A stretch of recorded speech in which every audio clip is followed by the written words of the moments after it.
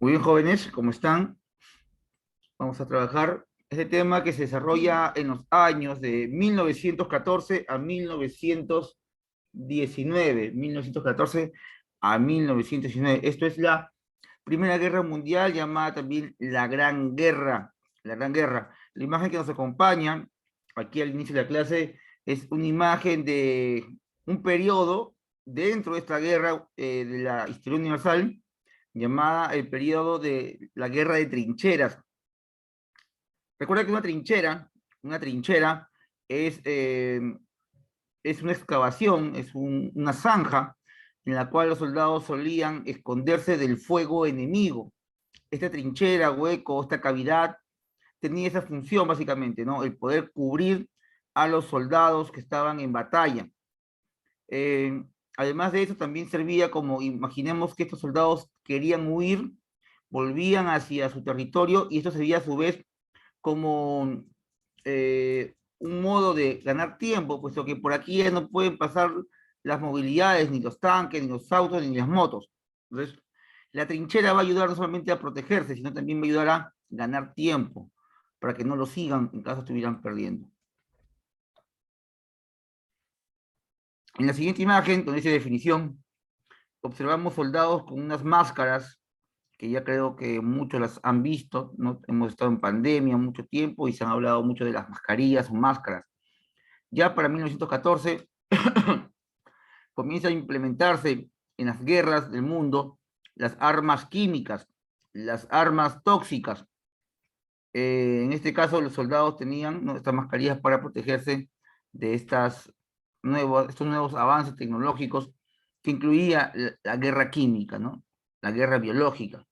Ya no solamente armas de fuego, sino también ahora componentes químicos que dañaban el cuerpo de manera muy lenta y progresiva, que causaba a su vez gran dolor en los soldados y persuasión psicológica, ¿no? ¿Te imaginas ir a la guerra y que te mueras de a poco? Eso es mucho peor que te mueras de repente de una manera rápida y violenta con un proyectil. De repente con un proyectil te cae la bala en una parte del cuerpo y sabes que la muerte será rápida, pero con un veneno, con un gas tóxico, tu muerte es lenta, dolorosa y mucho más traumática, no solamente para el que recibe el veneno, sino también para que el que atiende al enfermo, debido a que el que lo atiende está bajo peligro de contagiarse o también tocar estos químicos que, bueno, trae como consecuencia la muerte. Vamos a definir lo que es la Primera Guerra Mundial. Es el primer conflicto bélico de carácter imperialista del siglo XX. Es un conflicto que enfrentó a países industriales y monopólicos, que al involucrar a sus colonias y países dependientes económicamente se convirtió en una guerra a escala mundial. A ver, los países de Europa que aquel tiempo tenían un gran avance tecnológico, económico, social, eran Alemania, que recién se había formado como imperio, Inglaterra, Francia, Rusia también. A pesar de su pobreza, Rusia tenía grandes riquezas, ¿no? Algo contradictorio, un país rico, pero con gente pobre, ¿no? Algo así como el Perú, ¿no? Un país rico y que hay un montón de pobreza. Bien, estos países, para poder expandirse económicamente, contaban con colonias. ¿Y qué es una colonia? Una colonia en la historia vendría a ser un país sometido a un gran imperio. Habían países sometidos a los imperios, los cuales estaban sometidos bajo el papel de un protectorado o simplemente como país invadido. Hablamos que Gran Bretaña tenía un promedio de 50 países bajo su tutela, en su mayoría países africanos, al igual que Francia. De repente tú has visto eh, ya esta semana que pasó lo que ocurrió en este evento deportivo llamado el Mundial, ¿no? Francia tenía cualquier cantidad, por no decir casi todos, jugadores afrodescendientes. Y esto no es casualidad, no es que al africano le guste Francia o a los franceses exportaran negritos, sino es que Francia es un país, siempre fue un país imperialista, y en su expansión llegó al África. Es por eso es que tiene gran cantidad de afrodescendientes. Al Perú también llegaron africanos, claro que sí, pero a diferencia de Francia, Francia está al frente del África. Tuvo mayor contacto y mayor cantidad de afrodescendientes que llegarían a sus tierras mediante las migraciones o mediante el esclavismo. Al Perú llegó, claro que sí, pero no en gran medida. Aparte que los factores geográficos no favorecieron la vida de las personas afrodescendientes en nuestro territorio. Recuerda que el negro, en el tiempo del virreinato, era traído como esclavo, y los esclavos trabajaban o eran explotados básicamente en las minas.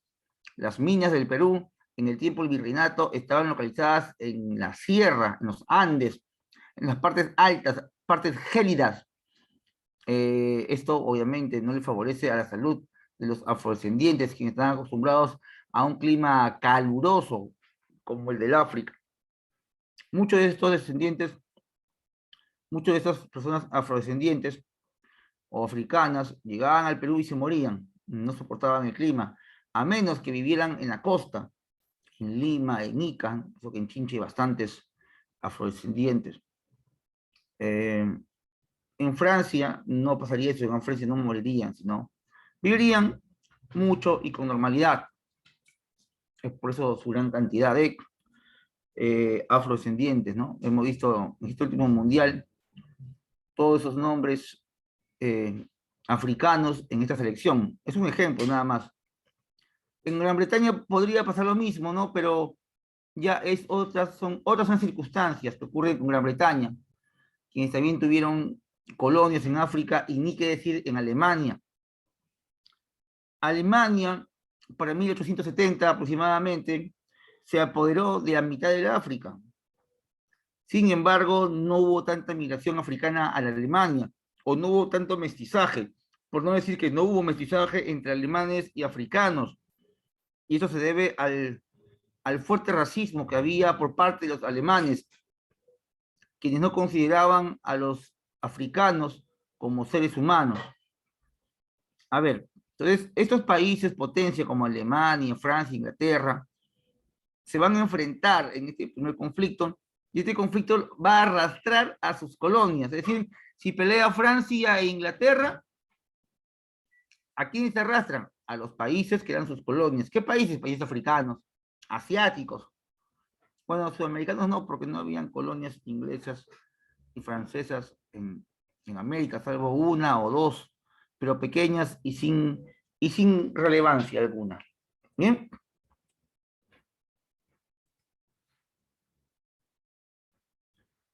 ¿Cuáles son los antecedentes de la Primera Guerra Mundial? A ver.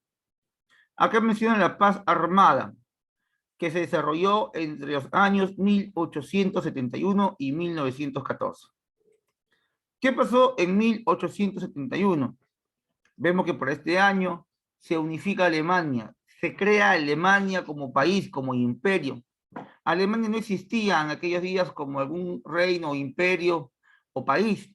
Alemania era un conjunto de reinos de descendencia prusiana que quedaron del antiguo imperio alemán, Sacro Imperio Romano Germano.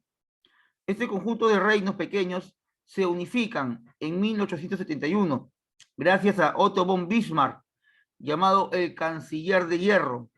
Otto von Bismarck permite que los países localizados en esta zona, que estoy marcando de rojo, se vayan unificando. Dentro de este territorio que estoy marcando de rojo, existían varios reinos, ¿no? Pequeños, chicos, quienes formarían el gran imperio alemán. El más importante de todos se llamó Prusia. Bien, Prusia es el que gestiona la unificación de todo Alemania. Una vez unificado, Otto von Bismarck se da cuenta que sus vecinos no lo veían bien como potencia.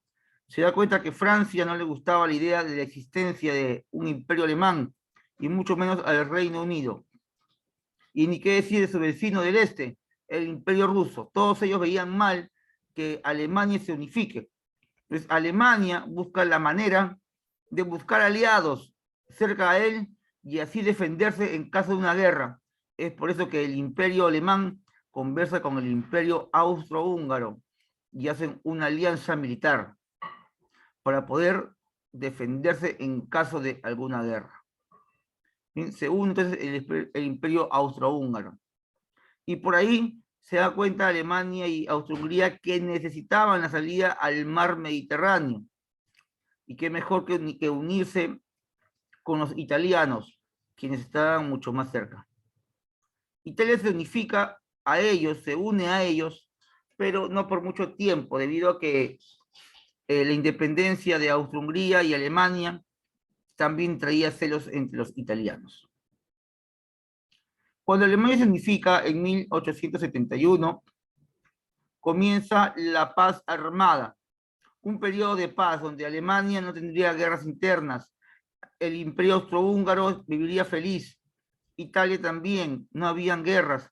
Francia pasa un periodo llamado la Belle Époque, la Bella Época, en la cual también cesaron las guerras que habían comenzado desde 1789. Casi 100 años de guerra en Francia también habían cesado. Es un periodo de paz, es un periodo de bonanza.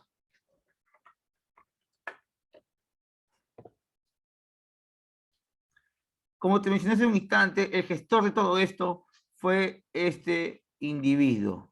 Él se llamó Otto von Bismarck, el canciller de hierro. El canciller alemán organizó el sistema de alianzas para enfrentar a Francia, uniendo a tres países, Italia, Alemania y Austria.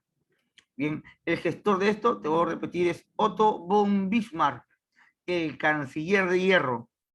Luego de esto, Francia organizó como respuesta la Triple Entente.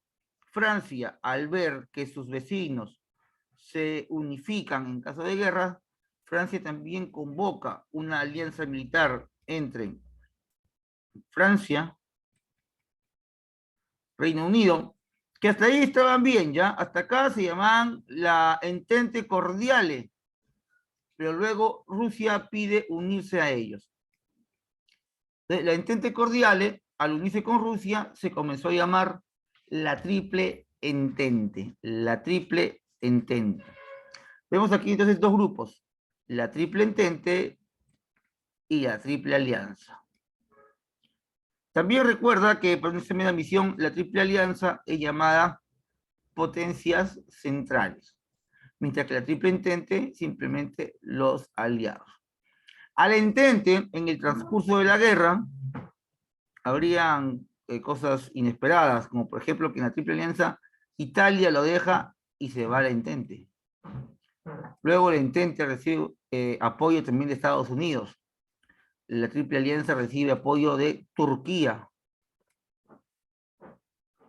o el Imperio Otomano. Este apoya a la Triple Alianza. Rumanía también. Bulgaria también apoya a la Triple Alianza.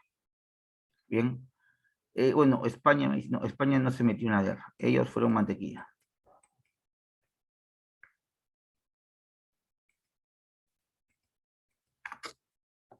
¿Hasta ahí alguna pregunta, estudiantes? ¿Todo claro? ¿Sigo avanzando?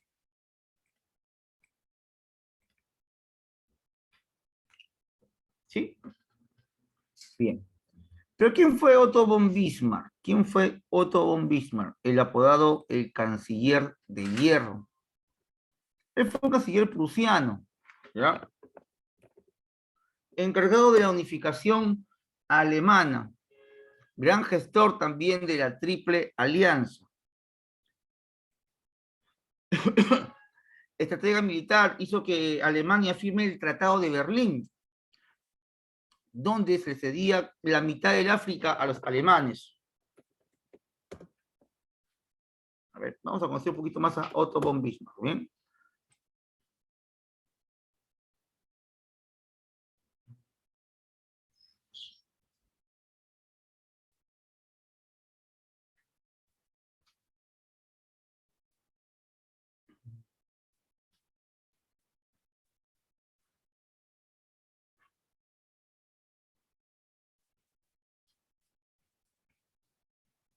A ver, vamos a compartirlo. Ya, ahí está. Combinó astutamente la diplomacia con la fuerza militar con tal de lograr sus objetivos. Vayamos a ver ahora sus 18 curiosidades. Número 1. Bismarck nació en el seno de una familia Junker. Los Junkers fueron una antigua familia de nobles terratenientes que dominaron Prusia y Alemania a lo largo del siglo XIX y principios del siglo XX. 2. Tenía el apodo de El Canciller de Hierro. Se escogió tal apodo por la determinación con la que el prusiano perseguía sus objetivos. 3. El prusiano hablaba de manera fluida alemán, francés, inglés, italiano, ruso y polaco. 4. Bismarck no era un gran partidario de la democracia. Llegó a declarar que las grandes cuestiones de la época no se resolvían mediante discursos y decisiones de la mayoría, sino mediante sangre y hierro. 5. Estaba profundamente en contra de las tesis marxistas. De hecho, aprobó las leyes antisocialistas contra el movimiento obrero. 6.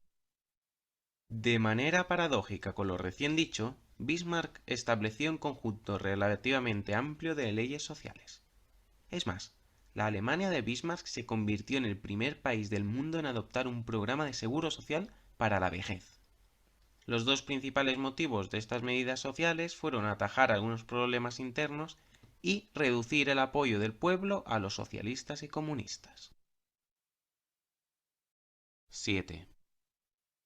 Durante unos años mantuvo relaciones conflictivas con la Iglesia católica.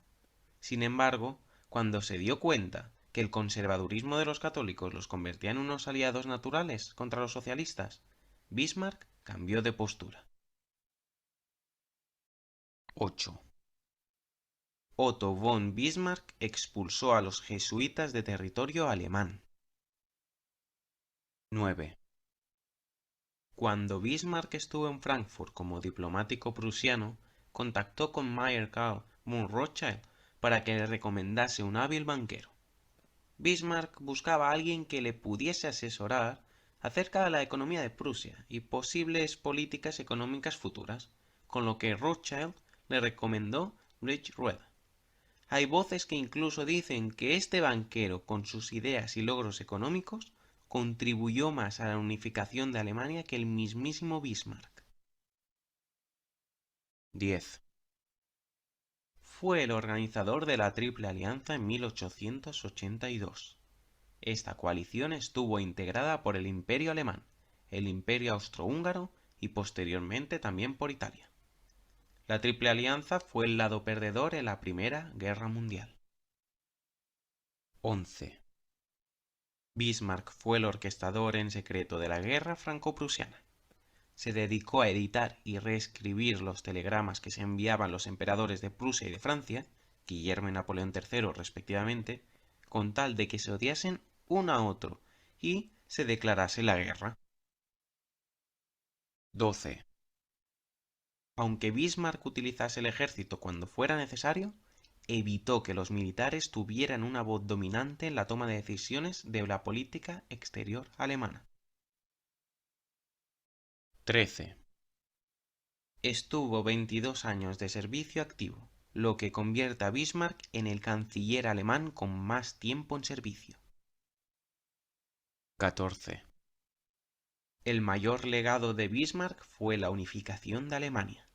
Desde la formación del Sacro Imperio Romano, Alemania había estado dividida en principados y ciudades libres. Antes de Bismarck, ninguno de los anteriores gobernadores o líderes había conseguido unir los diferentes reinos alemanes en un único estado. 15. La armada del Tercer Reich llamó a un poderoso navío de guerra como el acorazado Bismarck. Este fue hundido en costas francesas. 16. En Hamburgo se encuentra un viejo lugar de culto a Bismarck, el Bismarck-Denkmal. Durante el inicio de la Segunda Guerra Mundial, se utilizó el interior de la estatua como refugio antiaéreo. 17. La tumba de Otto von Bismarck se encuentra en el mausoleo de la familia Bismarck, en Friedrichsruh, Alemania. 18. Bismarck predijo el inicio de la Primera Guerra Mundial 40 años antes de que sucediera. Sus palabras fueron: Europa hoy es un barril de pólvora, y sus líderes son como hombres fumando en un arsenal. Una simple chispa desatará una explosión que nos consumirá a todos.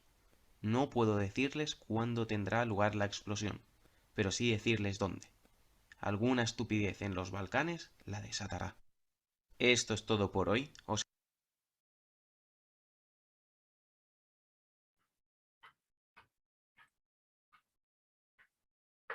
Bien, Otto von Bismarck ya había dicho, ¿no?, que los Balcanes sería una zona de conflicto. ¿Y dónde quedan los Balcanes? De repente ya algunos de ustedes conocen por geografía algunos lugares importantes de lo que vendría a ser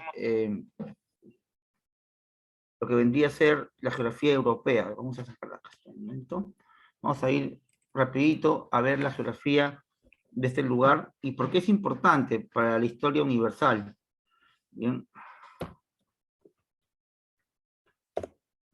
Los Balcanes se encuentran al sur, ya al sur de Europa. Ahí se encuentran países pequeños, ¿no?, como Grecia, Rumanía, Serbia.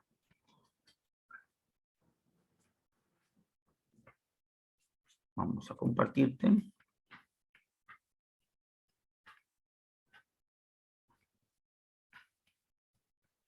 A ver, aquí estamos en Perú.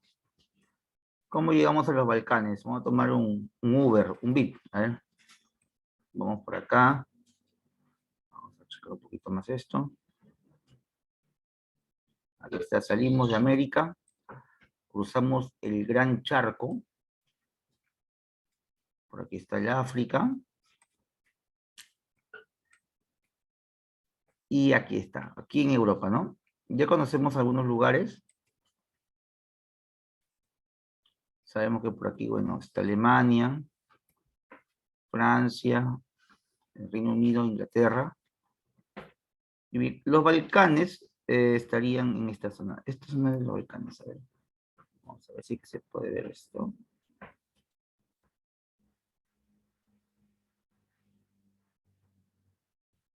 No sé si distingues por aquí que hay un verde más intenso. Esta zona es la cadena montañosa de los Balcanes. Es como la cordillera de los Andes, pero versión europea. Ya. Esto quiere decir que en algún momento de la historia de Europa, esta península, llamada Península de los Balcanes, estuvo separada de Europa. Y por movimientos de Pangea, esta vendría y chocaría con el bloque de Europa. Al chocar el bloque, este bloque del sur con el bloque europeo, el bloque de los Balcanes con los europeos, crearían una gran fuerza de choque, ¿no?, en la geósfera, creando así un plegamiento. Este plegamiento daría inicio y origen a la cordillera de los Balcanes. ¿Por qué es importante los Balcanes para la historia? Porque aquí se localizan varios grupos humanos que van a ser dominados por las grandes potencias. Tenemos aquí está Rumanía, Bulgaria, Serbia, Albania, la famosa Grecia, Croacia, ¿no?, que ahora en el Mundial, casi todos conocen Croacia más por el Mundial que por otra cosa, ¿no? Entonces vemos estos países que no tienen tanto poder económico y adquisitivo como los países de Europa Occidental, como España, Francia, Luxemburgo, Alemania, Suiza, Mónaco, Italia. ¿Bien?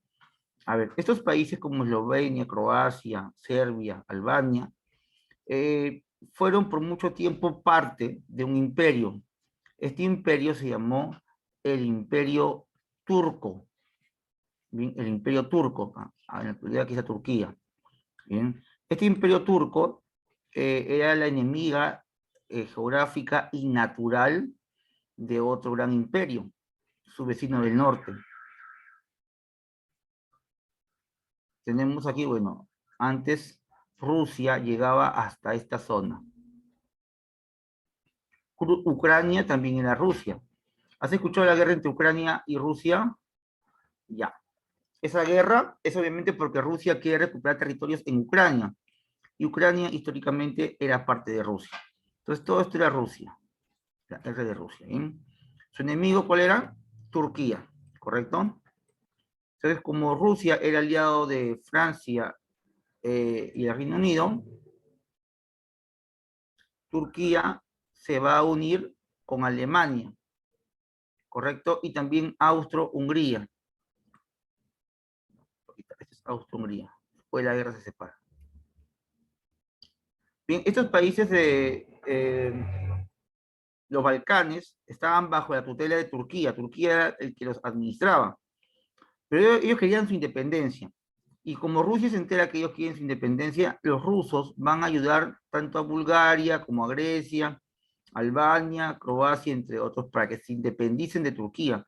Y lo van a hacer haciendo que el imperio turco se divida y queda en un pequeño país que conocemos en la actualidad como Turquía, que es realmente pequeño comparado con lo que fue alguna vez. Bien. Quedando estos países, los países de acá, con una independencia incipiente, inicial. Entonces, esto van a intentar apropiarse de estos países, ya que Turquía ya no influencia en ellos, por ejemplo, Austria-Hungría, quien quería expandirse. ¿Y cuál fue el motivo o cómo dijo Austria-Hungría para poder hacer estos países que recién se habían independizado? Les dijo a Eslovenia, le dijo a los croatas, le dijo a los serbios, hey, yo los voy a ayudar económicamente, hagamos negocios. Entonces, esos negocios económicos, esos negocios de bancos, comercio y demás, iba de la mano con cláusulas militares. Es decir, Hungría abría bancos en Serbia, Hungría abría hospitales en Croacia o clínicas, Hungría invertía en servicios de agua en Sarajevo, pero todos estos servicios tendrían que ir protegidos por militares. Entonces, poco a poco Hungría o Austria-Hungría va ingresando a estos países y apoderándose de ellos. Hasta que en Sarajevo ya se habían cansado de que los austrohúngaros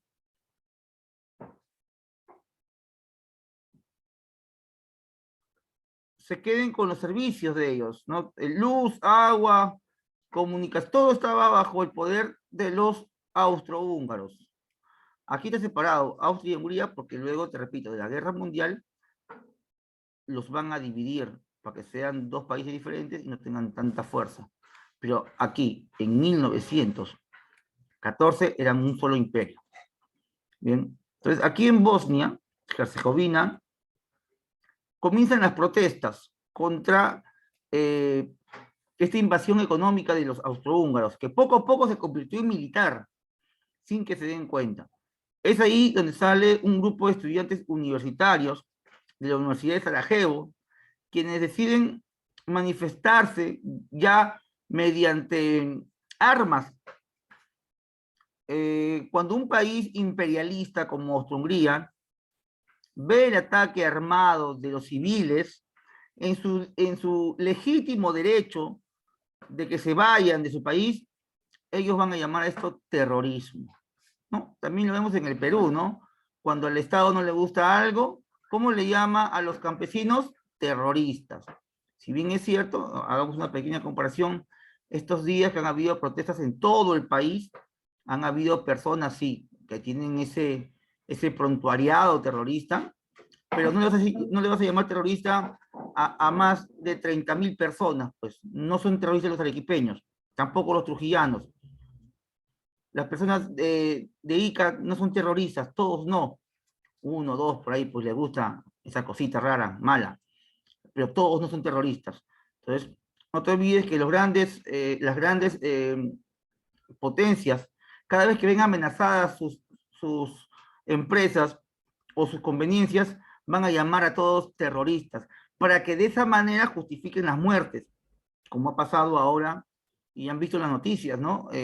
Los periodistas hablan con una soltura de huesos de las muertes, como si la vida de un peruano no valiera nada.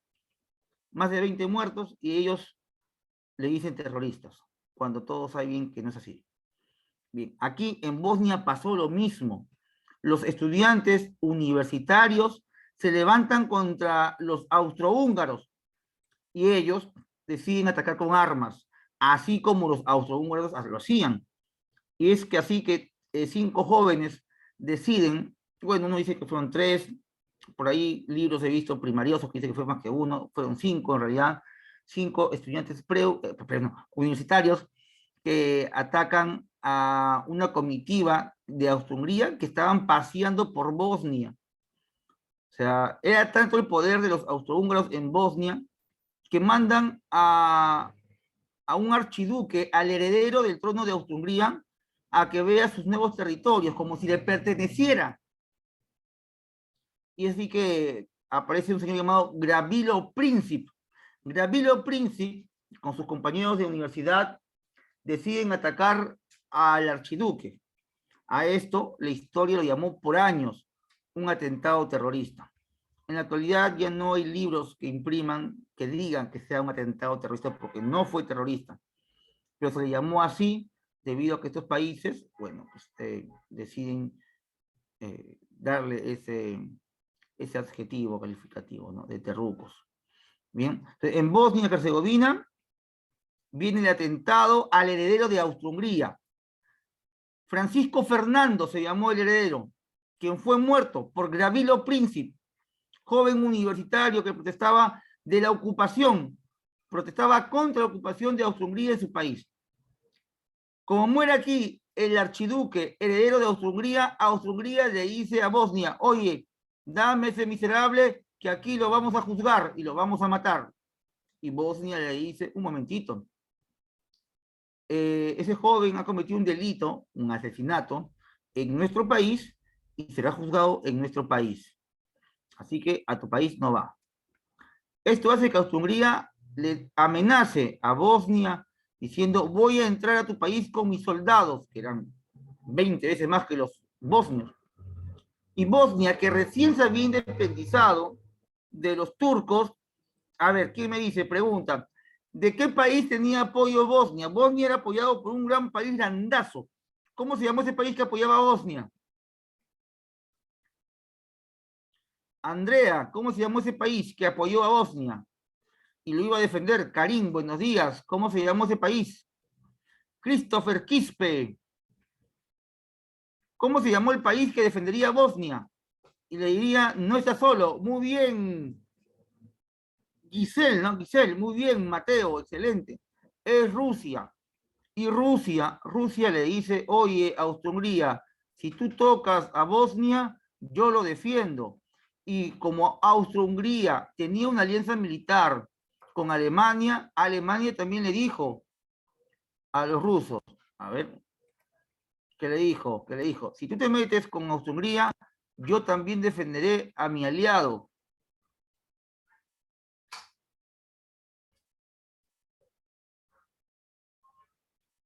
Entonces comenzaría así una serie de amenazas entre países. Bosnia sería defendido por Rusia. Como Rusia defendería a Bosnia, Austro-Hungría sería defendido por Alemania. Si Alemania ataca a Rusia, que defendía a Bosnia, que era agredida por Austria-Hungría, Alemania también recibiría el ataque de Francia. Y si Francia atacaba a Alemania, Alemania tenía un aliado más, aparte de Austria-Hungría, Italia. Entonces aquí comienzan las alianzas militares a trabajar. Alemania, Austria-Hungría, Italia se defenderían de Francia, de Rusia y del Reino Unido. Comenzó así, por un conflicto en un país pequeño sin importancia, la Primera Guerra Mundial. Entonces, pregunta examen de admisión, ¿por qué comienza la Primera Guerra Mundial? Obviamente comienza por los intereses económicos, por la expansión de países como Alemania, Hungría, Francia, Rusia, hasta por Turquía. Pero ¿cuál fue el pretexto? Otto von Bismarck lo dijo. Usarían como pretexto un acontecimiento en los Balcanes. El acontecimiento sería la muerte del archiduque austrohúngaro Francisco Fernando, que murió en Bosnia.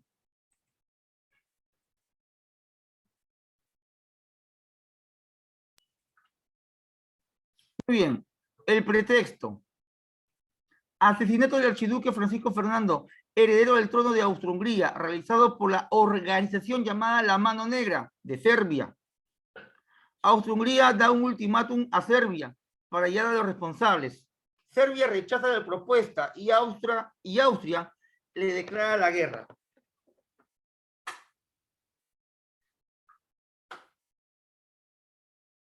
Rusos, aliados de Serbia, movilizan sus tropas hacia los Balcanes, recibiendo la declaración de guerra de Alemania.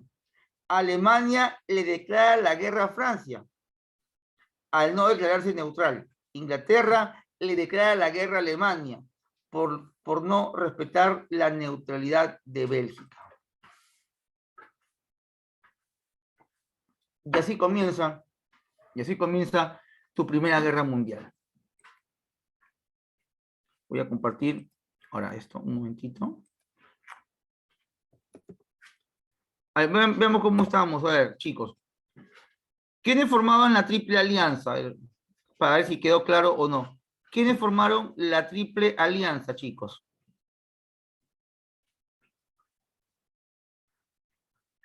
Ya, Suiza no participa, a Suiza nadie la toca, porque en Suiza se encontraban los bancos más importantes de Europa. Como estaban los bancos más contundentes, ya era un trato entre todos los países de Europa de que pase lo que pase, a Suiza nadie la va a tocar.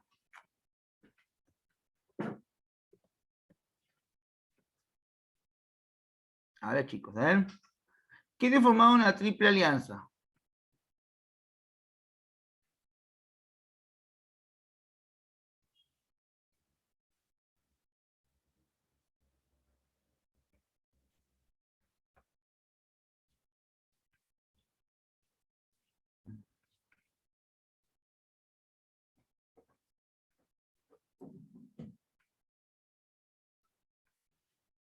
A ver. La Triple Alianza. A ver, me están mandando las respuestas. A ver, muy bien, Mateo. Ya, está bien, Mateo. Yorka, muy bien. Katia, muy bien. Giselle, está bien, sí. Ahí te falta un país más. Evelyn, muy bien. Karim, bien. Turquía se une después, ¿ah? Turquía no estuvo desde el inicio. Turquía se une en medio de la guerra ya a la Triple Alianza. La Triple Alianza, a ver, te voy a compartir esto. Mira, cuando yo recuerdo la Triple Alianza, yo me voy a la palabra que dice alianza. ¿No? Mira, para que no te olvides nunca, ¿ya? ¿Qué países forman la Triple Alianza? Si me dice alianza, yo le pongo AL de Alemania. Bien. Luego una I de Italia. ¿Sí? Y luego otra A de Austro-Hungría. Esta es la Triple Alianza. Bien. Yo lo recuerdo así, de repente te ayuda a ti. Y en respuesta a la Triple Alianza, la Triple Entente. ¿Quiénes forman la Triple Entente? Inglaterra, Francia y Rusia. ¿Bien?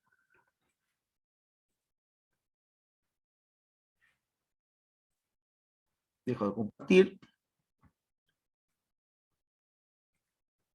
Y veamos quién es nuestro amigo Gravilo Príncipe. Francisco Fernando está casado con la condesa Sofía Sotek, una aristócrata real. Francisco José no lo aprueba, como tampoco aprueba las ideas reformistas de su heredero.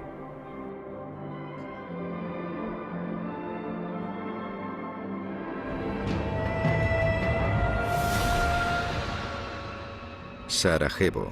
El nombre resuena como un grito a través de la historia. Es en Sarajevo donde el destino del mundo cambia para siempre. En Bosnia, con la cual Austria-Hungría se ha anexionado hace poco. Pero Serbia se ha opuesto al movimiento y quiere expandirse uniendo a los pueblos eslavos de los Balcanes. 28 de junio de 1914, Sarajevo. Francisco Fernando, heredero al trono austrohúngaro junto a su esposa, acaba de sobrevivir a un primer intento de asesinato. Se detienen en el ayuntamiento para protestar con vehemencia. Estas son las últimas imágenes de la pareja. Cuando abandonan el edificio poco después, caen abatidos a tiros.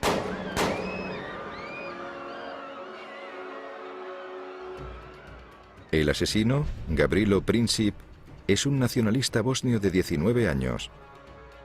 Recibió la pistola de manos serbias.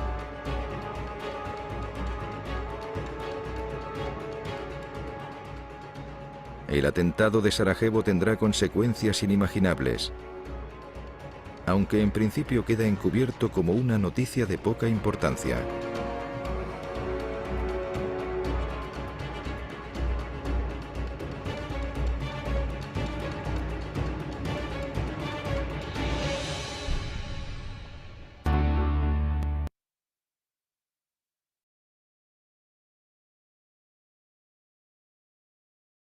Así nomás rapidito, ¿no? Para ver algunas imágenes de Francisco Fernando y también de Gavrilo Princip, ¿no? Gavrilo Princip, 19 años. 19 años, mira, y ocasionó esta gran guerra. No te olvides que él perteneció a un grupo universitario llamado La Mano Negra. ¿Sí? La Mano Negra. Veamos algunas de las causas que provocan esta guerra. ¿Sí? Las causas económicas, menciona acá. A ver, control de colonias. Recuerden que los países son países colonialistas.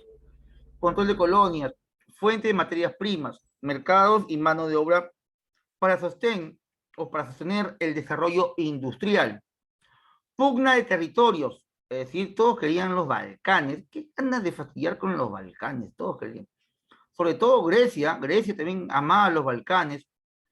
Y uno de los motivos por los cuales Italia se pasa de la Triple Alianza a la Triple Entente es justamente porque quería los Balcanes. Pugna por los Balcanes entre Austria, Rusia, y también querían Alsacia y Lorena. ¿Dónde queda Alsacia y Lorena? Bueno, en la actualidad pertenece a Francia, pero Alsacia y Lorena históricamente ha ido pasando tanto de Francia a Alemania como de Alemania a Francia. Siempre peleaban por estos territorios, que eran dos ciudades industrializadas y fuertes en lo que es la textilería. Eran los pioneros, era como decir la mini Gamarra, la Gamarra de Europa, eso era Alsacia y Lorena. Un gran foco comercial de jóvenes, señores y familias textiles.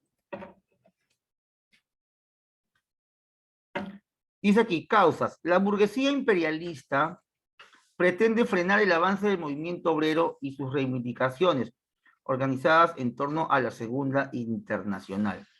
Aquí tenemos que detenernos un segundo. Chicos, antes de la Primera Guerra Mundial hubo una revolución, y no te hablo de la francesa, te hablo de la revolución industrial. Esta revolución industrial traería una bonanza económica a muchos países, pero esta bonanza económica vendría de la mano a una gran explotación de los trabajadores de fábricas. A los trabajadores en las fábricas no eran unos cientos, eran miles de miles. Trabajadores llamados obreros, también conocidos como proletariado.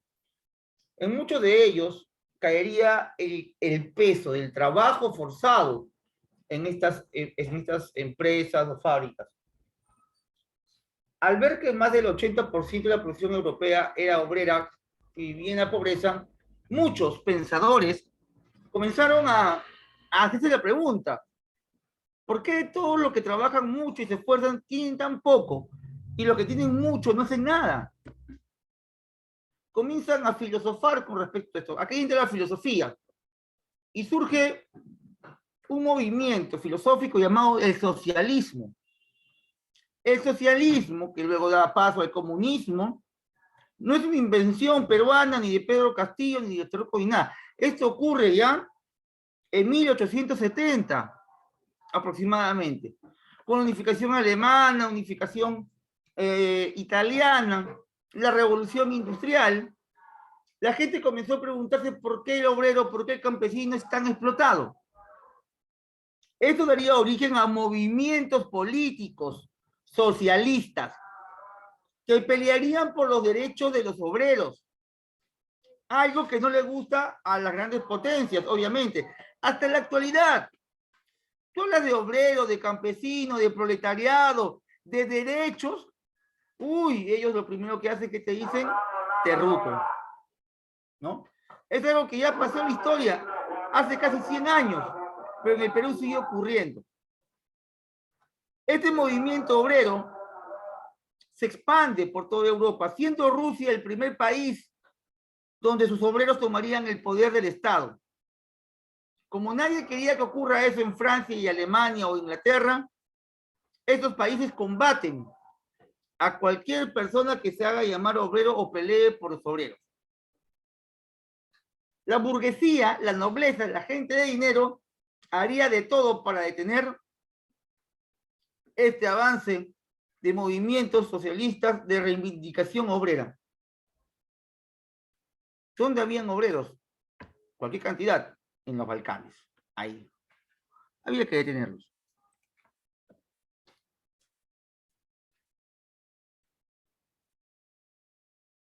En Rusia estaba muy fuerte el movimiento obrero. Hablo de 1914, antes de la revolución. También en Alemania e Italia. En España también estaba fuerte. En Francia no mucho. Entonces, Alemania decide detener este movimiento. En Rusia no pudieron detenerlo y mataron al zar. Los grandes imperialistas van a invertir dinero para matarlos a los socialistas. Y esto provoca ya más adelante la Segunda Guerra Mundial. Ojo que estamos en la primera recién.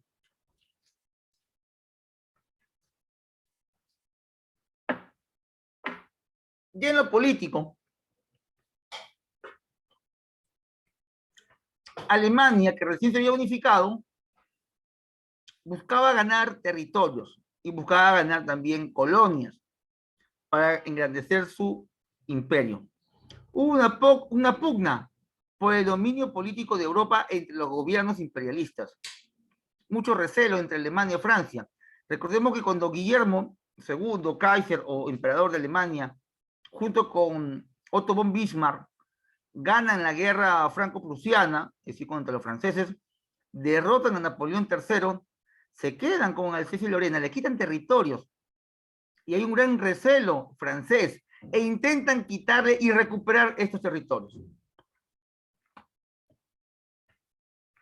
En medio de tanta tensión comenzaría esta Primera Guerra Mundial. En Europa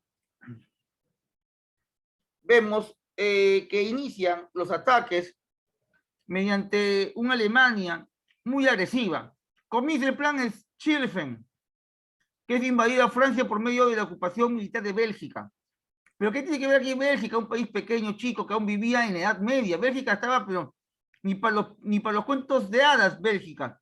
Mientras que Alemania avanzó con carros, con vagones, con trenes, con ametralladoras, pistolas, Bélgica se defiende con espadas, con cuchillos, con sables y con armaduras. Una desgracia Bélgica. Por eso, antes de la guerra, Bélgica dice, no me meto, soy neutral. Pero a Alemania le importó poco o nada y se entra por Bélgica para invadir Francia. Y así comenzaría la Primera Guerra Mundial. Pregunta, examen de admisión, ¿cuál es el primer país invadido en la Primera Guerra Mundial? Es Bélgica. Bélgica, ¿bien? Alemania, al atacar a Francia por el camino de Bélgica, vería también que Francia sería defendida por los rusos. Y Rusia ataca a los alemanes en el frente oriental. Es decir, Alemania enfrenta una guerra en dos posiciones, en el frente oriental y el frente occidental. Rusia, a pesar de ser el país más grande del mundo, no contaba con un gran ejército. Incluso habían perdido en 1904 la guerra ruso-japonesa.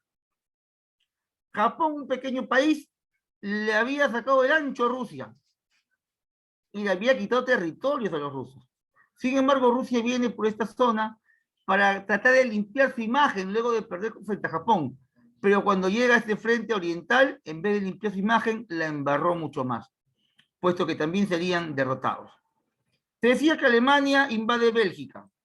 Después de Bélgica entra a Francia.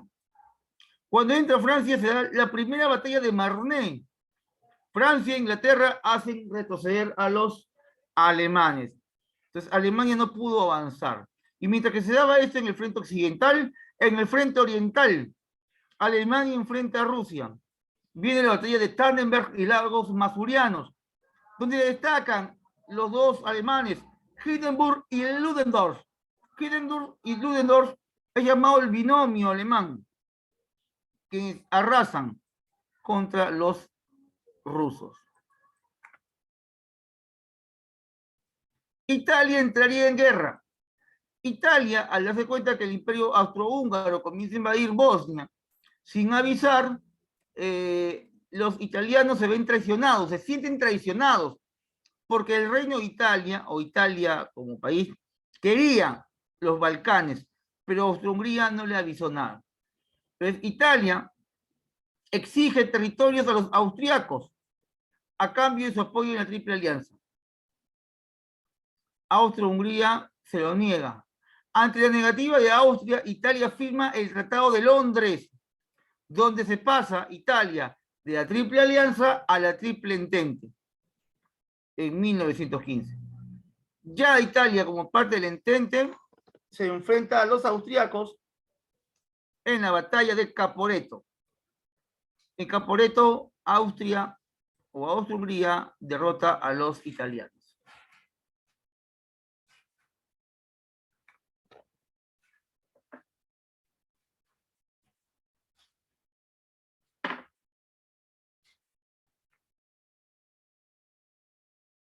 Luego viene la guerra de trincheras, llamada guerra estática, guerra de trincheras o guerra de desgaste. Se usan de nuevas armas, avionetas biplanos, tanques, ametralladoras, resultado de la segunda revolución industrial. Viene la batalla de las trincheras en Ypres, ataque alemán, uso de gases tóxicos. Verdún, ataque alemán, enfrentamiento más duradero, también es llamado el más sangriento de todos. Y Somme, ataque inglés para reducir la presión de los alemanes en Verdún. Bien, la guerra de trincheras. Acá viene ya la gran cantidad de batallas y combates, ¿no? Hablando de combates, guerra marítima. El objetivo, y aquí los países tienen como objetivo mantener las rutas comerciales, el abastecimiento de recursos y el transporte de tropas. La flota inglesa realiza el bloqueo naval a Alemania. La flota alemana realiza el bloqueo submarino a Inglaterra y Francia para provocar su desabastecimiento. Se da el combate de Jutlandia en las costas de Dinamarca. Aquí arribita, mira, arribita. Jutlandia es una isla pequeña que está aquí en las costas frente a Dinamarca. Ahora, sabemos que Estados Unidos también participa. Hasta este momento no lo hace, porque Estados Unidos vio una oportunidad en la guerra. Dice, es mi momento, dejaré que se maten entre ellos para que yo me convierta en la nueva potencia. Cuando Alemania hace el bloqueo contra Francia e Inglaterra, había un barco inglés con tripulación norteamericana llamada la Lusitania, la cual fue hundida en 1915. Una vez que la Lusitania fue hundida, el gobierno norteamericano no reclamó nada, no dijo nada, no le importó nada, a pesar de la tripulación que había dentro, que era norteamericana. Alemania, para prevenir cualquier ataque norteamericano, le dice, oye, Estados Unidos, fue casualidad, no fue mi culpa, es parte de la guerra, no quise matarlo, pero lo maté. yo te voy a pagar, te voy a indemnizar por cada muerto. Esto ocurrió en 1915. Estados Unidos, bueno, no importa, mátense, pero págame por los muertos. Hasta ese momento, Estados Unidos creyó que la guerra acabaría rápido. En 1917, 2 años después, la guerra no acababa. Estados Unidos se ve obligado a entrar a la guerra para apoyar a un bando, para que la guerra se acabe de una vez y no se vea afectado en el comercio que tenía con los europeos. Sin embargo, no sabía cómo entrar a la guerra, qué pretexto utilizar. Y recordó que en 1915, gracias al bloqueo de Alemania contra los ingleses, hunden a Lusitania, que se usa como pretexto para que Estados Unidos entre a la guerra, porque fue un pretexto.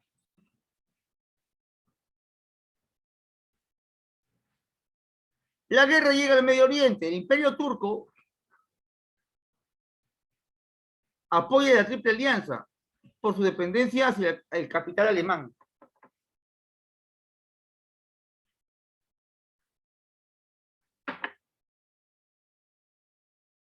Turquía estaba en contra de la Triple Entente por la pugna con Rusia por el medio comercial del Mar Negro. ¿Cuál es el Mar Negro, profe? El de acá. Este es el Mar Negro, ¿ya? Ahí está. Aquí el Imperio Turco contra el Imperio Ruso. Se da la batalla de Galípoli. Turquía derrota al Imperio Francés e Inglaterra.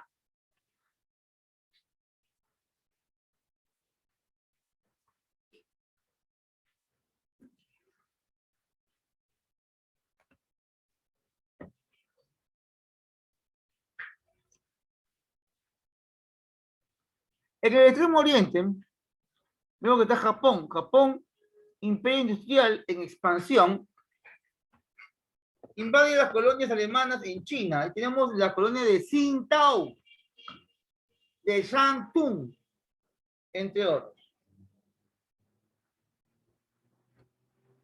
Japón invade el puerto alemán de Shantung en China. Japón se declara país contrario al imperio alemán. Oposición a la invasión japonesa. San Yat-sen y el partido Kuomintang de la burguesía china se oponen.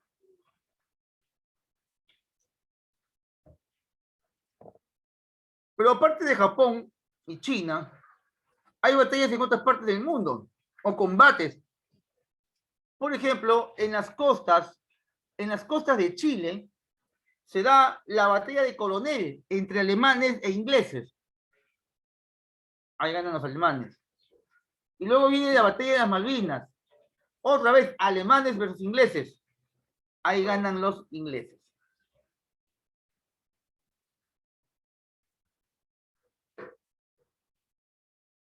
Estados Unidos entra a la guerra. Un antecedente es el famoso telegrama Zimmermann. Alemania impulsa a México a declarar la guerra a Estados Unidos.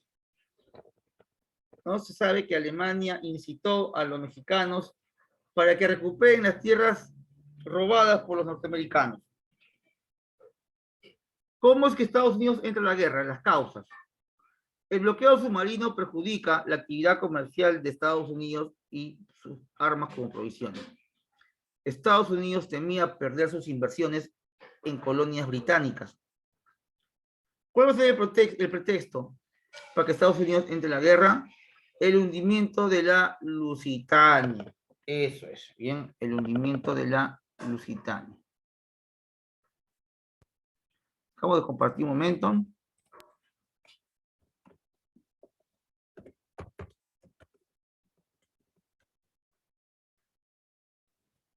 A ver.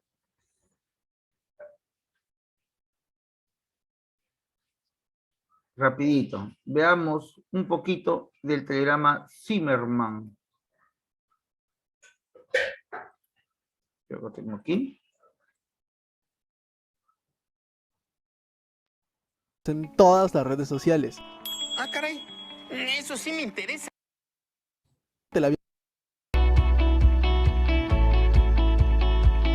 La Primera Guerra Mundial estaba a punto de cumplir su tercer año de haber comenzado, pero se había estancado debido a la guerra de trincheras y armamento militar de la época, por lo que Alemania comenzó la búsqueda de aliados en otras partes del mundo. Pero en esta pequeña historia destacaremos una propuesta indecente, así como diría Romeo Santos. Esta cosa es real, hijo. Alemania, consciente de que Estados Unidos tarde o temprano iba a entrar al conflicto a favor de Gran Bretaña, decidió movilizarse. La cabecilla de dicho suceso fue el nuevo ministro de Asuntos Exteriores, que había sustituido en 1916 a Gottlieb von Jagow, Arthur Zimmermann. Zimmermann se percató de que México seguido tenía conflictos con Estados Unidos, así como tú y tu ex. De igual forma, un resentimiento por la pérdida de los territorios del norte en la guerra de intervención de 1846, como tu tío con los terrenos de la abuela. ¿Quieres que me ponga rudo, eh? Debido al ataque que había realizado Pancho Villa al poblado de Columbus el 8 de marzo de 1916, el gobierno estadounidense ordenó una intervención a territorio mexicano, mejor conocida como la Expedición Punitiva. Sin embargo, dicho suceso no tuvo éxito, ya que las guerrillas mexicanas desgastaban al ejército estadounidense, por lo que el ministro alemán pensó que podía atar las manos de Estados Unidos provocando una guerra con México. Ya establecido el plan, decidieron escribir la invitación y lo que ofrecían a cambio de dicha alianza, y esta dice así: tenemos intenciones de comenzar el 1 de febrero la guerra submarina ilimitada. Con todo se intentará mantener neutrales a los Estados Unidos. En caso de que no lo lográramos, proponemos a México una alianza sobre las siguientes bases: dirección conjunta de la guerra, tratado de paz en común, abundante apoyo financiero y nuestra conformidad de nuestra parte en que México reconquiste sus antiguos territorios en Nuevo México, Texas y Arizona. Dejamos a su excelencia el arreglo de los detalles. Su excelencia comunicará lo anterior en forma absolutamente secreta al presidente Carranza, tan pronto como estalle la guerra con los Estados Unidos, añadiendo la sugerencia de que invite al Japón a que entre de inmediato en la alianza, y al mismo tiempo sirva de intermediario entre nosotros y el Japón. Tenga la bondad de informar al presidente de que el empleo ilimitado de nuestros submarinos ofrece ahora la posibilidad de obligar a Inglaterra a negociar la paz en pocos meses. Acúsese recibo.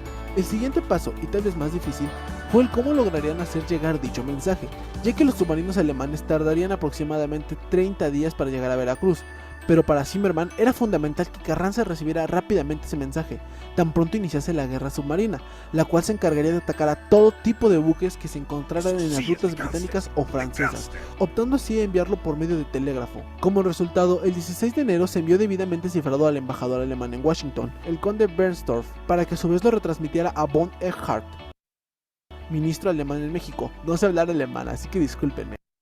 Busquen el nombre y ahí está escrito bien. ¡Qué agradable sujeto! A pesar de las precauciones, el telegrama fue interceptado por los servicios secretos británicos, entregando el mensaje al presidente Woodrow Wilson el 24 de febrero, y este lo entregó a la prensa el 1 de marzo, logrando así que la opinión pública estadounidense estuviese a favor de la entrada a la guerra, mencionando que la amenaza alemana era real. Y pues lo demás ya lo saben. ¿Acaso no lo viste venir? Bien, es el telegrama Zimmermann. Ahí te hablan. A ver, un segundito.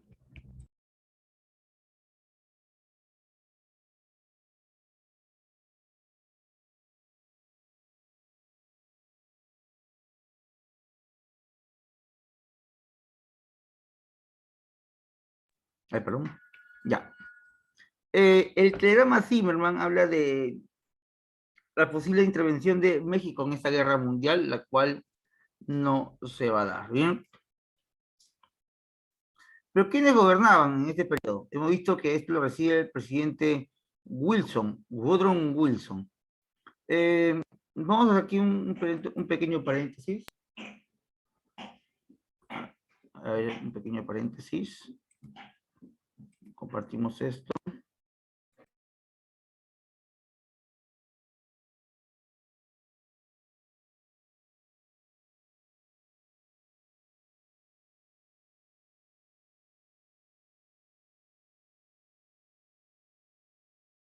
Muy bien, a ver. Importante saber el nombre de los presidentes de aquella época, ¿bien? ¿Quiénes gobernaban? Aunque todos no eran presidentes, ¿ya? Porque también habían otras formas de gobierno.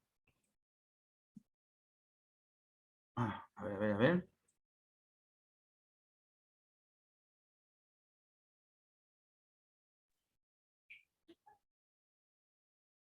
Te pongo aquí gobernantes, ¿ya? Gobernantes.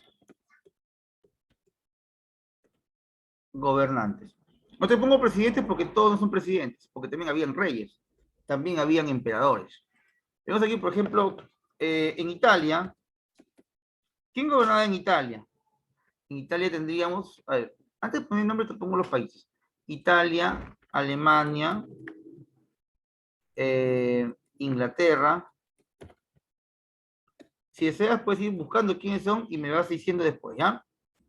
Italia, Alemania, Inglaterra, Estados Unidos, Rusia. Ahí está. Entre los países más importantes, obviamente hay más países y demás, pero estos son los que van a llevar y van a desarrollar la guerra. Italianos, alemanes, ingleses, norteamericanos y rusos. Bien, vamos a colocarlo aquí. ¿Quién gobernaba en Italia? ¿Quién gobernaba en Alemania?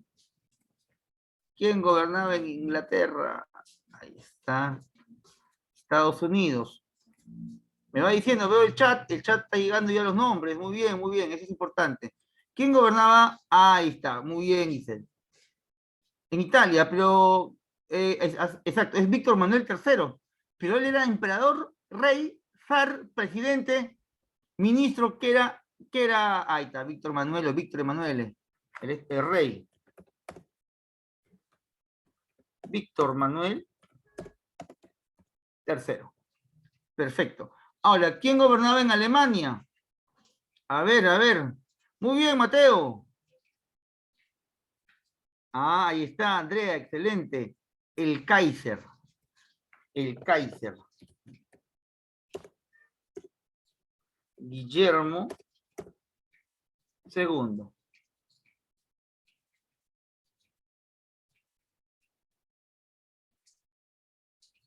A ver, en Inglaterra, ¿quién gobernaba?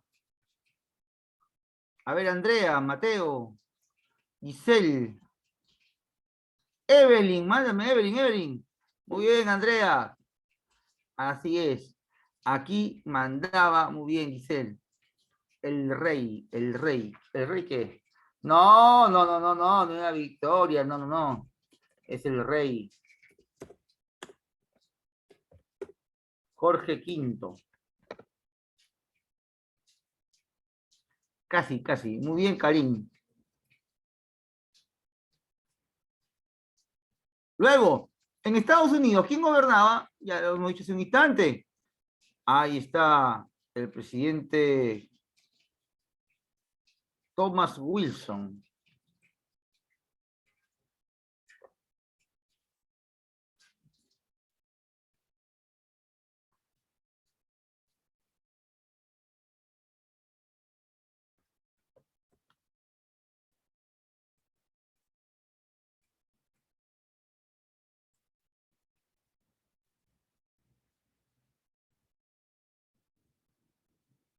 Muy bien. Y en Rusia, ya que tenemos rey, Kaiser, presidente, y en Rusia, aquí había un zar. El zar Nicolás, el zar Nicolás II. Ahí está, ellos son los gobernantes.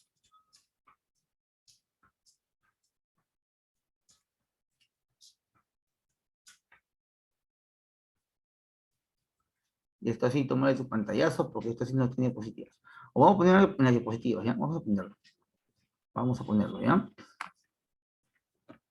Para luego pasártelo completo, ¿ya? ¿Te parece? Un segundito.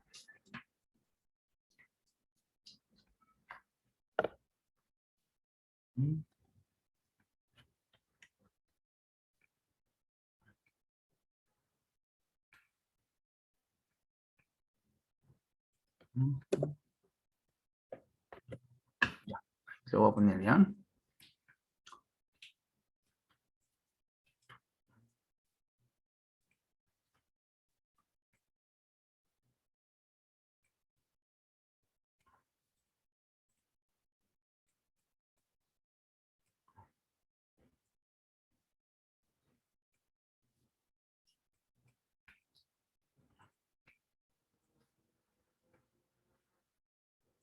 Ya. Ahí te lo coloqué, ¿ya? Para que lo tengas en diapositivas. Estamos aquí, ¿no? Estamos en Estados Unidos, ¿no? Bien, Estados Unidos se retira de la guerra. Recordemos que la guerra comienza en 1914 y Rusia, bueno, ya había perdido batallas frente a alemanes e ingleses. En 1915, el zar Nicolás tiene gran impopularidad. Para 1917 se inicia la Revolución Rusa. Apoyados por los soviets son los grupos de obreros, campesinos, soldados, campesinos y trabajadores, ¿no? Los bolcheviques es un partido político radical.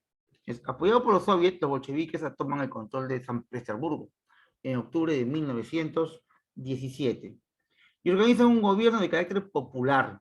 Aquí están, ¿no? Una vez que entran los bolcheviques, ellos mencionarían que la guerra mundial es una guerra capitalista.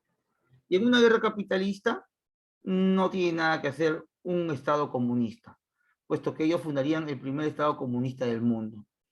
En imágenes está Lenin. ¿Quién es acá? Lenin, otro es Trotsky, ¿no? Trotsky. Y Stalin, ¿no? Lenin, Trotsky y Stalin.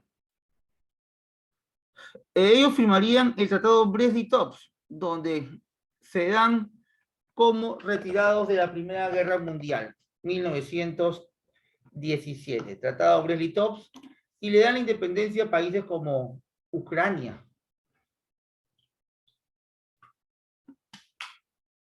Con Brest-Litov, Rusia se retira de la guerra, entregando territorios de Polonia, Bielorrusia, Lituania, Ucrania, la hoy conflictiva, y otros, ¿no? También Finlandia. Y ahí acaba la historia de Rusia en la Primera Guerra Mundial. Después de eso, Alemania entra en crisis. Alemania derrotada por Francia.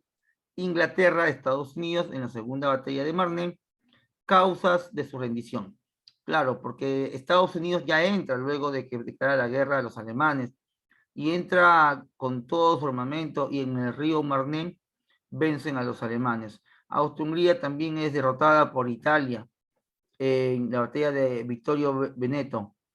Luego firman el armisticio o rendición de Compiègne, donde se dan a conocer los 14 puntos de Wilson. Luego de esto también viene el Tratado de Versalles, 1919, donde Alemania es humillada. Alemania pierde territorios como Alsacia, Lorena, Danzig, etc. ¿Dónde queda Alemania y Lorena en la actualidad? Esto queda en la actualidad en Francia. Danzig queda en Polonia. Y Danzig es el motivo de la Segunda Guerra Mundial, porque en Danzig pasan al territorio polaco recién creado en 1919. Pero cuando crean Polonia, lo crean con población alemana. Esta población alemana quería volver a Alemania. Y Alemania solicita un corredor vial hacia Danzig. Polonia se niega y Alemania invade Polonia por negarse a esto, ¿no? Obviamente la historia es mucho más larga, te lo he resumido en 20 segundos. Alemania pierde sus colonias, entrega su armamento a Inglaterra y su ejército se reduce a 100.000 efectivos. Entrega al Entente sus maquinarias industriales y paga una indemnización de guerra. Otros tratados de rendición. Importante, el Tratado Saint-Germain con Austria, fin del Imperio Austrohúngaro, pago de reparaciones y limitan su ejército. Este tratado me gusta y me gustaría que tú nunca lo olvides. Ha venido en el examen de admisión, puesto que esto tiene que ver mucho con lo que ocurre luego de las guerras mundiales. El Tratado de Sebrest y la división de Turquía. Quiero que veas cómo era Turquía y cómo es actualmente Turquía, para que entiendas lo que es Sebrest. Sebrest es un tratado donde Turquía la desmembrenan, la descuartizan, la dividen, la parten, la rompen. Turquía es destruida. ¿Para qué? Mira, ¿para qué? Para que estos dos países, Francia e Inglaterra, se queden con todas sus colonias y parte de su territorio. Y esto es donde origina que los países del cercano oriente le tengan tanta cólera y recelo a los franceses e ingleses. Me imagino que has escuchado a lo largo de tu vida los conflictos del cercano oriente, del Medio Oriente y los atentados terroristas contra Occidente. Siempre se habla de que los extremistas musulmanes atacan a los franceses, ingleses, a los católicos, pero eso no es por gusto, es a raíz de ese tratado. ¿Y qué tiene que ver? Vamos a verlo ahora, ¿ya? Para que lo puedas entender un poco mejor, porque no es sencillo comprender este tema, porque es un tema que acarrea muchos años de historia, muchos años de guerras, muchos años de venganza e intereses de los europeos y las grandes potencias. Me imagino que hace años vistes lo que ocurrió en Francia, un atentado contra los franceses por parte de los musulmanes. Se hablan que los musulmanes son extremistas, son malos, despiadados, crueles, pero acá hay una historia oculta, una historia que los noticieros no te cuentan, ni te van a contar. Todo comenzó con esto. Te voy a compartir ahora, se está compartiendo. Mira, mira, mira. Aquí está el mapa de Europa en la actualidad. Sí, creo que aquí se ve bien. Ya, ahí está bien. ¿Me confirma, por favor, por el chat si se ve el mapa? Quiero que lo veas bien para que puedas entender el motivo de las guerras del cercano oriente de la actualidad. Si no, no vas a entender. Esto es Turquía. Turquía actual, ¿correcto? Esto es Turquía actual. No es nada despreciable, no es nada chiquito, es un país regularmente grande. Bien, comparado, mira, con Francia, es casi el doble de Francia, un poco más que España, más que Inglaterra. Y está en un lugar estratégico, mira, entre Europa, entre Asia y entre África. Es un lugar muy estratégico comercialmente. Bien, antes de la Guerra Mundial y antes del Tratado de Sèvres, ¿de qué tamaño era el Imperio Turco? El Imperio Turco llegaba aproximadamente todo lo que estoy haciendo de rojo.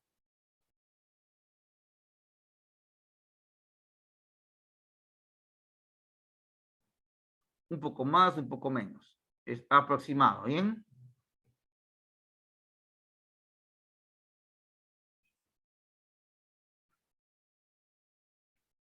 Mira, esto era el Imperio Turco, es una bestialidad de tamaño, gigantesco, comparado únicamente con Rusia, que obviamente por el tamaño del mapa no se ve por acá, pero Rusia es comparado.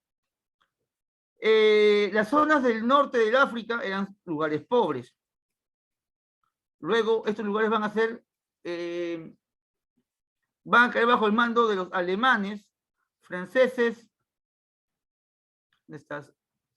e italianos. Cuando Turquía pierde la guerra, todos estos lugares van a ser divididos entre Francia, entre los franceses y los ingleses. ¿Qué hacía Francia e Inglaterra? Le decía, oye, Irán, te libero, sé independiente, te ayudo a tu independencia, te hago un préstamo de 20 millones, qué sé yo, listo. Se independiza ese país y queda con una deuda. Además que Francia pone adentro sus grandes empresas. Y así fue con Irak, con Jordania, con Argelia, etc., etc. Hasta ahí creo que está claro. Pero ¿qué ocurre? Aquí, Turquía, vamos a ver, el lugar más cerca de Turquía era Siria, Jordania y Israel. Ya, vamos a poner así. Siria va a ser ocupado 100% por los franceses. Y aquí, donde dice Israel, no existía Israel para 1919. No existía Israel. Aquí había un país llamado Palestina. Los palestinos eran socios económicos de los rusos. Y los ingleses, luego que se quedan con el territorio de los turcos, no sabían cómo sacarse de encima a los palestinos que eran aliados de los rusos, que ya no estaban en la guerra. ¿Qué hace el gobierno inglés? Dice, acá en Israel, acá en Palestina vivieron los judíos, que fueron expulsados por el mundo. Entonces, el Reino Unido promueve en el mundo un movimiento llamado el movimiento sionista. El movimiento sionista trata en que los judíos que fueron expulsados en el tiempo del Imperio Romano vuelvan a su territorio, que vuelvan a tener su éxodo, hacia su tierra prometida. Los ingleses creyeron que llegarían miles a Palestina y los ayudarían a gobernar.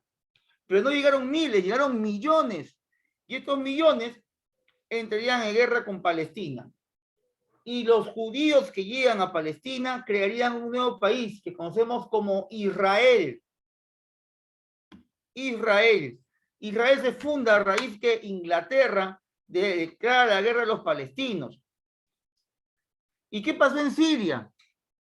Aquí entraron los franceses con todo, porque Siria era el nexo para entrar al mar Mediterráneo y llevar el petróleo de Irak, de Irán, de Pakistán, Afganistán, Turquestán, mediante los gasoductos y las vías para llevar petróleo. Pero Siria era musulmán y aliado de Rusia. ¿Qué hace Francia? Los reprime hasta el día de hoy. Han pasado 100 años y Francia sigue con capitales grandes en Siria. Por eso es que los sirios hace un par de años atacaron la capital de París, exigiendo únicamente que se vayan de su territorio. Francia, ¿qué hizo? Acusó a Siria de tener extremistas islámicos. Y Francia dice, no, esta es una guerra religiosa, musulmanes contra católicos. Eso es mentira. Esa guerra no existe. Esa guerra la inventó Francia. La única guerra es de libertad de los sirios contra los franceses. Quieren que se vayan y no se van a ir. ¿Por qué? Porque por aquí es la única salida del petróleo y del gas que viene desde Arabia, desde Irak, desde Irán. Ahora entiendes por qué hay tanta guerra, tanta matanza. Si aquí todos son musulmanes, ¿quiénes creen que auspician a los radicales musulmanes que pelean contra otros musulmanes? ¿Por qué se matan entre ellos? Porque hay conflictos, obviamente, como todo país, pero aquí Francia, Inglaterra y Estados Unidos le dan dinero, le dan armas, le dan capacitaciones militares para que ataquen a sus enemigos. ¿Bajo qué pretexto? La lucha contra el terrorismo internacional. Eso no existe, chicos. Es noticia. Noticias vendidas, ¿no? Es lo que le gusta.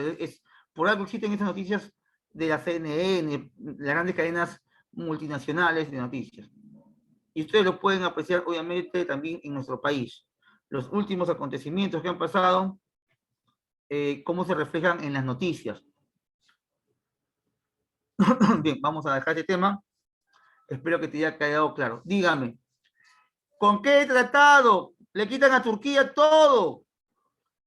Mira, te he hablado 10 minutos de lo mismo. A ver, ¿cómo se llamó el tratado en el cual le quitan todo a Turquía? Y comienza el problema en el cercano oriente.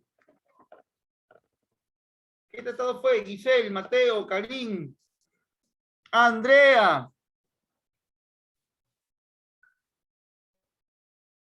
Evelyn, Yorka, Katia. ¿Cómo se llamó el tratado en el cual a Turquía le quitan todo? Muy bien, Katia. Muy bien, Mateo. Ahí está, Giselle. Muy bien. Tratado de Sebrés. Sebrés. Muy bien, Karim. Lo máximo. Ahí está.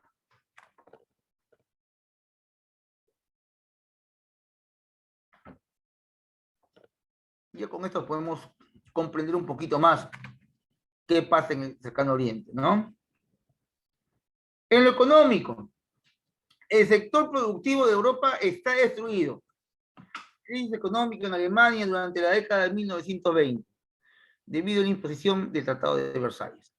Miren, con esto los judíos que vuelven a Israel o a Palestina y crean Israel, se vuelven multimillonarios por el apoyo de capital norteamericano, inglés y francés. Y obviamente, como Alemania se había portado mal en la Primera Guerra Mundial, con el pretexto de impulsar la economía alemana y ayudarse y hacer las paces, ingresan miles de judíos a Alemania para invertir, en teoría, en la industria alemana, lo cual nunca ocurre. El judío entra a Alemania y explota tanto a viudas, huérfanas y huérfanos alemanes. Los maltratan, las prostituyen, Berlín se convirtió en el burdel más grande de Europa. Puras viudas y puras huérfanas. Ahí comienza el nacionalismo alemán y el odio hacia lo extranjero. Como consecuencia nace el partido nazi, que surge y luego da origen en la Segunda Guerra Mundial. O sea, la ideología alemana, la bronca de Hitler, la bronca del alemán hacia el judío y los demás vecinos, no es una locura de Hitler, no es que estuviera loco, no es que naciera en él el diablo, sino que fue todo maquinado desde la Primera Guerra Mundial y la humillación de Versalles. Es una revancha de años. Alemania había sido un imperio, el Sacro Imperio Romano Germano y el Segundo Reich. Y ahora que esté bajo la tutela de judíos, franceses, ingleses, no lo soportaría el pueblo alemán, armándose hasta los dientes, para luego dar inicio a la Segunda Guerra Mundial, en la cual Alemania casi la gana, le faltó poquito. Pero la guerra, ya sabemos cómo acabó, lo vamos a ver más adelante. En lo social, 10 millones de muertos. 10 millones, o sea, el Perú tiene 33 millones. O sea, 3 veces lo que hay en el Perú. 3 veces.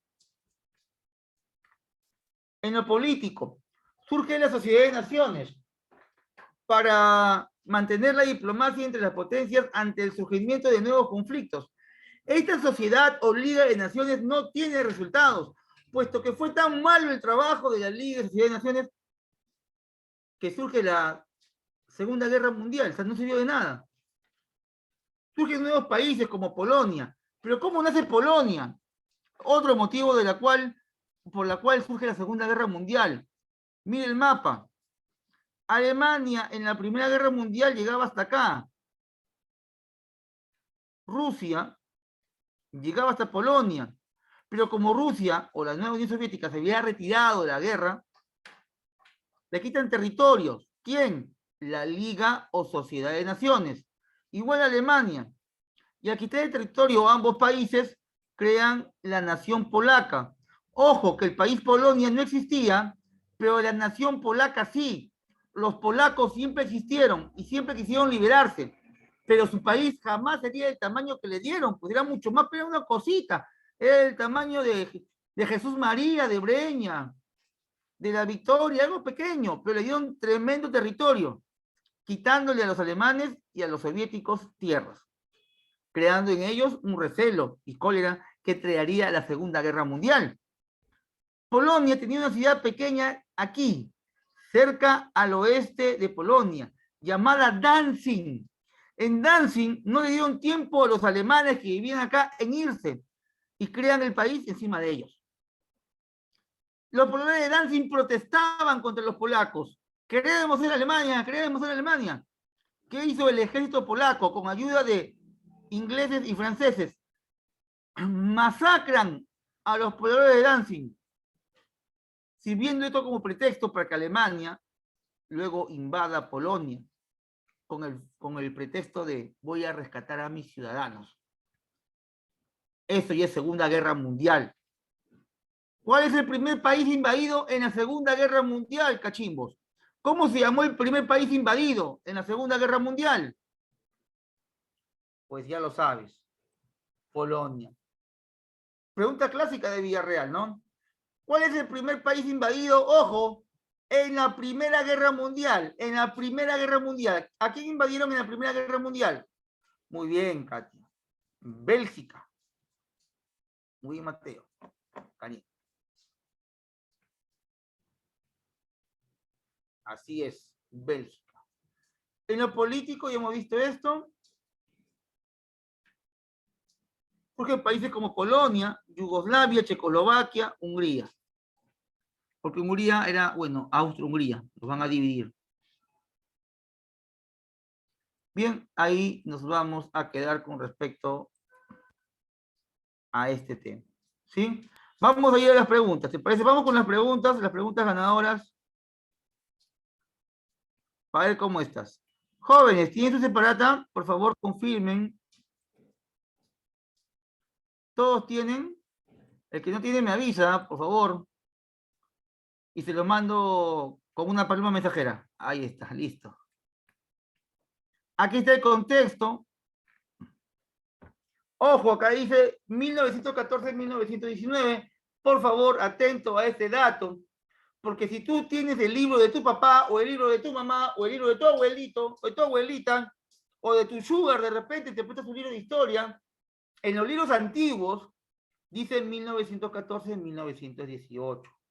Por si acaso, no vayas a creer, oh, el profesor se ha equivocado, que mi papá me ha dado su libro, que mi sugar me ha dado su libro y dice 1918. No, es 1919, ¿ya? ¿Y por qué ese cambio de fecha? ¿Por qué que duró un año más, recién me entero? No.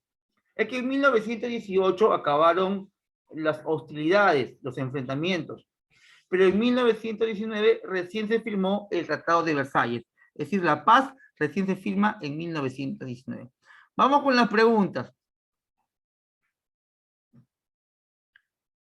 Vamos con las preguntas. Pregunta número 1. Espero tu cariño, espero tu respuesta. Acuerdo de paz que puso fin a la guerra entre los aliados y Austria.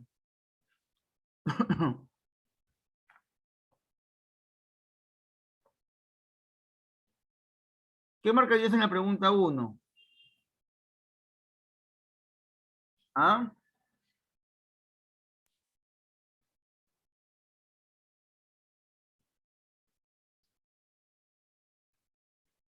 A ver.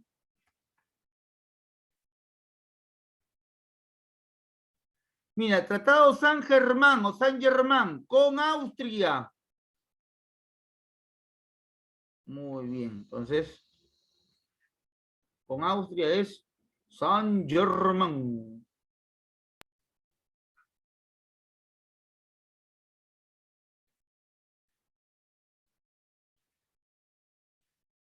Uno, letra C, de campeón.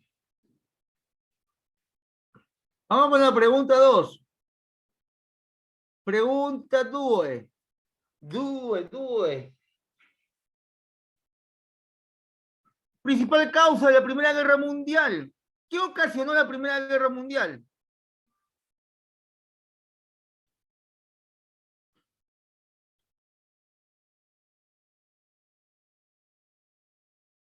Esta bonita pregunta. Mira, la mayoría de claves son posibles respuestas, pero hay una que se acerca más a lo real.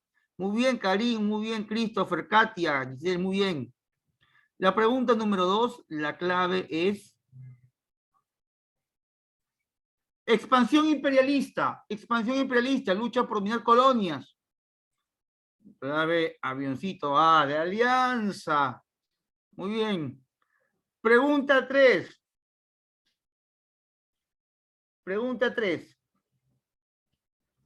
Plan de guerra alemán aplicado contra Francia en la Primera Guerra Mundial.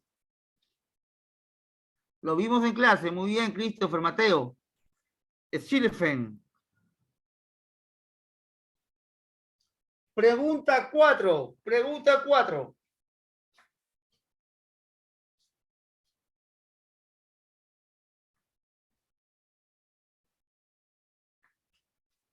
Pregunta 4. La intervención inglesa en la Primera Guerra Mundial se debió a...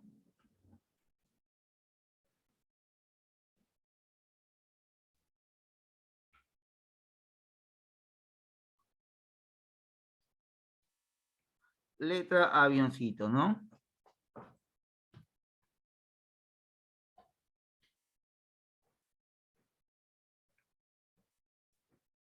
Pregunta 5.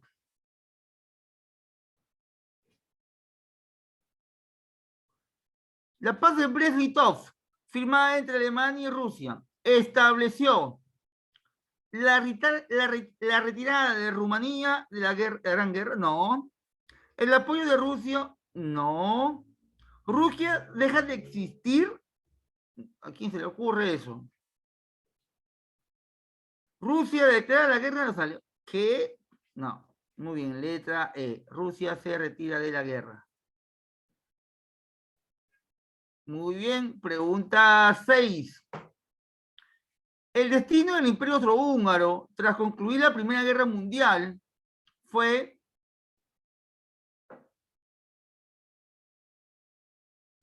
avioncito, pues, ¿no?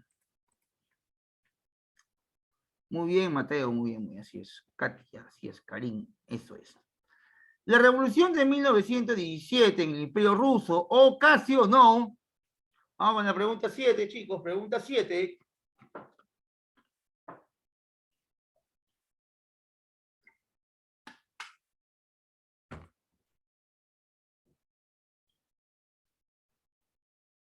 Letra avión. Rusia se retira de la guerra. Pregunta 8. ¿Situación desfavorable para las potencias centrales o de la Triple Alianza?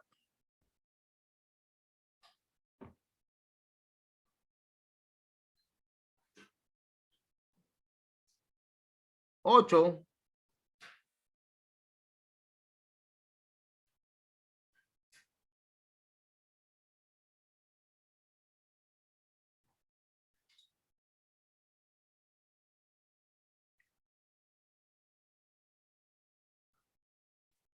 La sé, ¿cómo la sé? ¿No? La sé.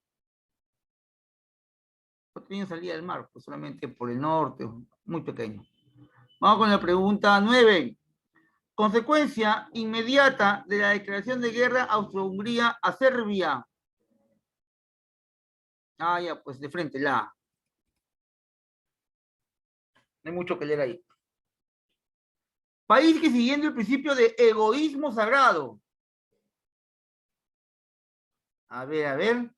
Declaró la guerra a sus antiguos aliados, lanzando una ofensiva teniendo como objetivo el territorio de Trieste.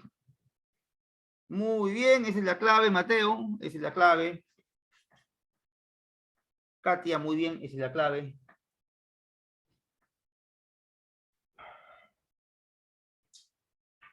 Italia. Con la batalla de Marne se logró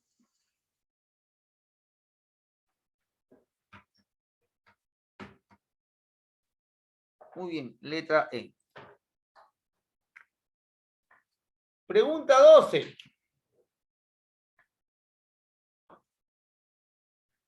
La idea esencial de los 14 puntos propuestos por el presidente Wilson era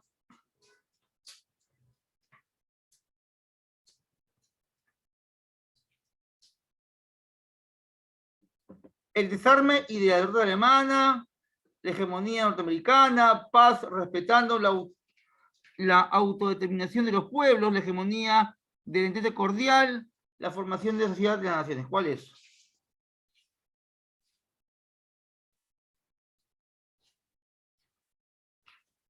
Recuerda que en los 14 puntos de Wilson le dan las colonias a Francia e Inglaterra, quiere decir la hegemonía del entente cordial.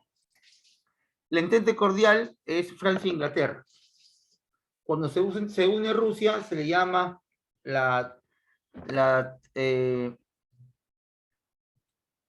¿cómo se llama? La triple alianza, no. La triple entente. Ahí está, Mateo, gracias. Un lapsus. 13.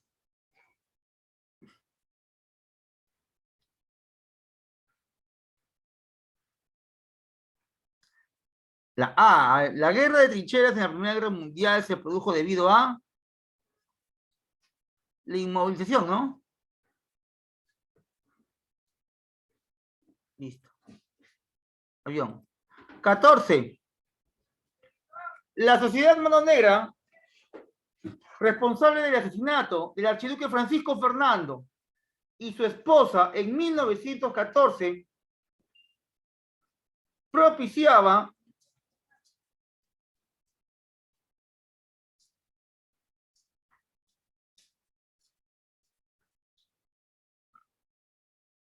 la libertad de Serbia.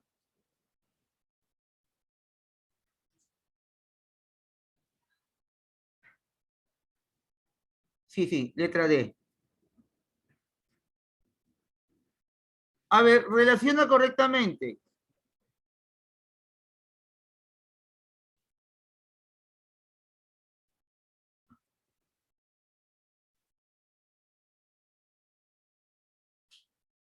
A ver. Vamos primero con Erich Ludendorff, ¿verdad? Es de mi amigo, ahí lo conozco. Ahí lo vamos a poner aquí. 2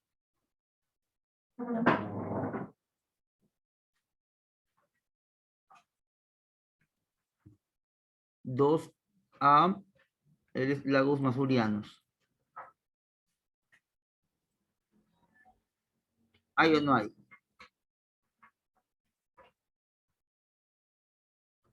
Dos, A y 4, ¿no? Puede ser la E, ¿no? La E puede ser. También puede ser la B.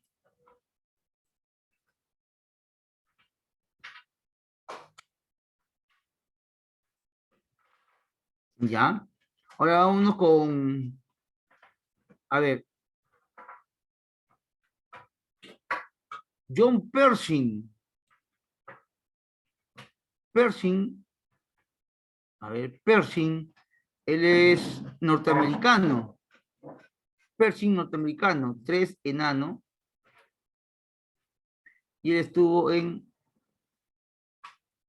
A ver, él estuvo en Marnay y Verdún. A ver, yo 3E, busquemos 3E. Este 3B, ¿qué? ¿No hay clave? Uy, uy, uy. Vamos a descifrar esto, ¿ya? Mm.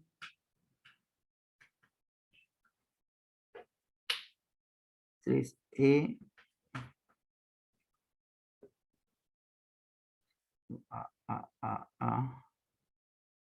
Ya, no hay clave.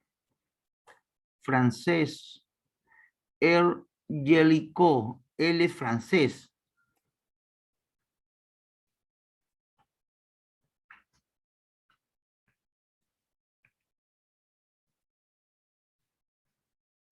A ver, 1B.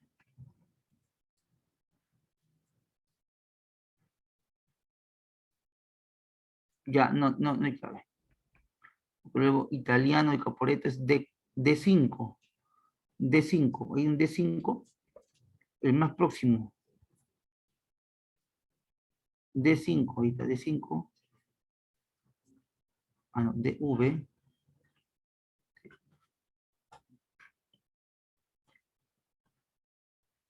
D5, sí. Vamos a marcar lo que más se parezca, ¿ya? Porque igual, cuando te viene en examen de admisión, una que esté así con alguna clave media dudosa, tienes que ir a lo más cercano. Si está entre la E y la B, y aquí hay dos coincidencias, y aquí solamente una, marcas la que tiene más coincidencias. A ver, si fuese la B la clave, 1C2, 1C2. Está bien. Listo, clave, bebecita.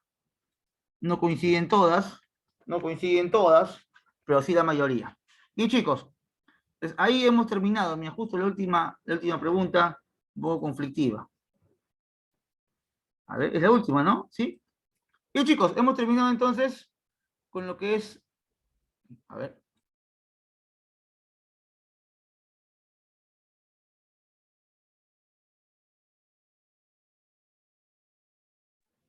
Bien chicos, nos vamos a un pequeño receso, me informan, y volvemos en 10 minutos para la evaluación, ¿sí? 10 minutos para tu evaluación y tu resolución.